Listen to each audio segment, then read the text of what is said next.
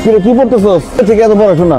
আপনি এরকম শেরওয়ানি গায়ে দিয়ে নতুন জামাই সেজে আমার রুমে এসে বসছেন কেন? খালা খালু সুন্দর এই শেরওয়ানিটা এনে আমাকে দিয়ে বললো পড়, আমি পড়ছি। তারপর বললো জামাই সেজে গিয়ে তুই সুইটির পাশে গিয়ে বস। আমি সে বসছি। আর কিছু জানতে গেলে খালা খালুর ডাক দাও, তাদের জিজ্ঞেস করো। মা, বাবা, এটা কি হয়েছে? তোমরা নাকি আলমগীর ভাইকে এই শেরওয়ানি কিনে দিয়ে পরে আমার পাশে এসে বসতে বলছো? সে নতুন জামাই সেজে আমার পাশে বসবে কেন? এখন আলমগীরের সাথে তোর বিয়ে হবে, সেই জন্য। আলমগীর ভাই আমার কাজিন, আমার খালাতো ভাই, তার সাথে আমার কেন বিয়ে হবে? আমি তাকে জাস্ট কাজিন মনে করি। কি বলছিলাম? তারা যদি জিজ্ঞেস করেন সে পুরো অস্বীকার করবে।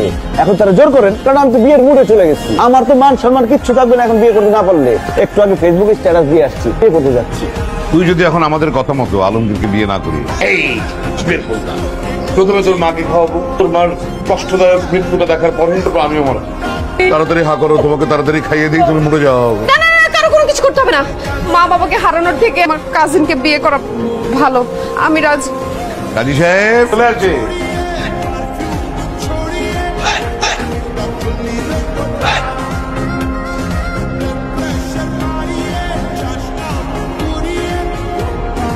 বড় বড় চোখ করে তাকায় আছো, ঠিক আছে, তুমি কিন্তু খবরদার আমাকে টাচ করতে পারবে না। আমি যেখানে বলবো আপনি আমাকে টাচ করতে পারবেন, সেখানে আমার কথা আপনি বলছেন কেন? কারণ আমি দেশ ছেড়ে যেতে চাই না। টাচ করার সাথে দেশ ছেড়ে যাওয়ার সম্পর্ক কি? আছে, সম্পর্ক আছে। আমার এক ফুপু থাকে সুইজারল্যান্ডে। আমাকে বলছে 1 বছরের মাথায় আমার যদি বাচ্চা হয় তাহলে আমার ফুল ফ্যামিলি সহ আমাকে সুইজারল্যান্ড নিয়ে যাবে। তুমি যদি আমাকে স্পর্শ করো, স্পর্শ করলে তো 1 বছরের মাথায় বাচ্চা হয়ে যাবে। তখন তো আমার দেশ ছেড়ে চলে যেতে হবে। ও মাই গড, 1 বছরের মধ্যে বাচ্চা কাচ্চা হইলে তোমার ফুপু আমাদের সুইজারল্যান্ড নিয়ে যাবে?